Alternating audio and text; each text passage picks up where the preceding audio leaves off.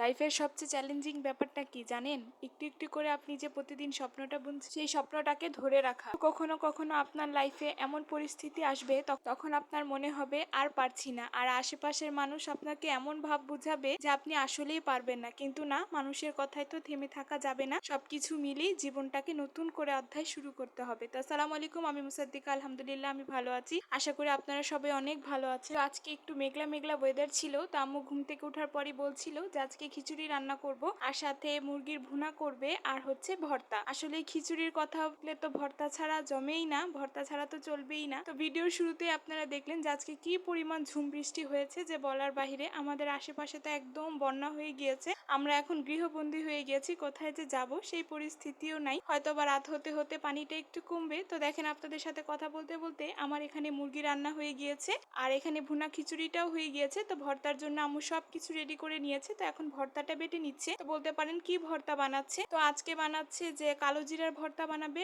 আর হচ্ছে একরকম আমাদের এখানে শুকনো মরিচ দিয়ে রসুন দিয়ে একটা ভর্তা বানানো হয়, সেটা খেতে খুবই ভালো লাগে।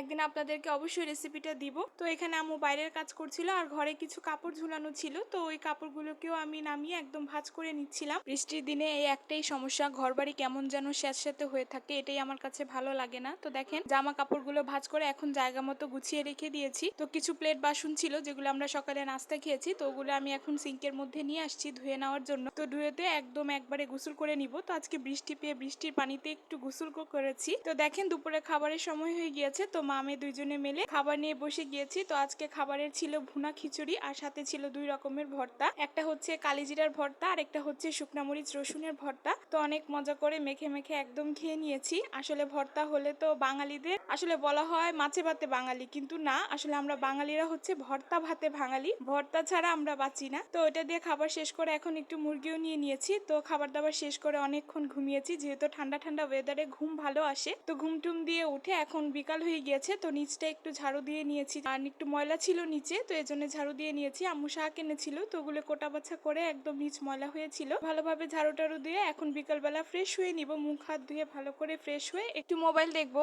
আর মোবাইল দেখা ছাড়া আর আমাদের আছেই কি, আসলে ঢাকা শহরের বাড়ি ঘরে তো কোনো জায়গায় ঘোরার মতো জায়গাও নাই। তো দেখেন, সন্ধ্যা হয়ে গিয়েছে, সন্ধ্যাবেলা এখন নাস্তা নিয়ে বসে গিয়েছি। তো আজকে নাস্তায় ছিল বাকরখানি দিয়ে চা। এটা আমাদের ঢাকাইয়াদের একটা ফেমাস খাবার, সকালে না হয় সন্ধ্যায় আমরা এটা খাবই। তো ভিডিও শেষ প্রান্তে আপনাদের কাছে একটা রিকোয়েস্ট করে নিচ্ছি, আমার ভিডিওটা যদি আপনাদের কাছে ভালো লেগে থাকে অবশ্যই আমাকে লাইক ফলো দিয়ে আমার পাশে থাকবেন। যদি কেউ ইউটিউব থেকে দেখে থাকেন অবশ্যই সাবস্ক্রাইব করে আমার সাথেই থাকবেন। আপনাদের সাপোর্টে আমি অনেক দূর এগিয়ে যেতে চাই। আমার ভিডিওর কোনো অংশ যদি আপনাদের কাছে ভালো নাও লেগে থাকে সেটাও অবশ্যই আমাকে জানাবেন, সেটা আমি ঠিক করার চেষ্টা করব। তো অনেক কথা বলে ফেলেছি, তো আমি আমার এই ভিডিওটা এখানেই শেষ করছি। এতক্ষণ আমার ভিডিওটা দেখার জন্য আপনাদের সকলের কাছে অনেক ধন্যবাদ। তো আসসালামু আলাইকুম, ভালো থাকবেন, সুস্থ থাকবেন, আমার সাথেই থাকবেন।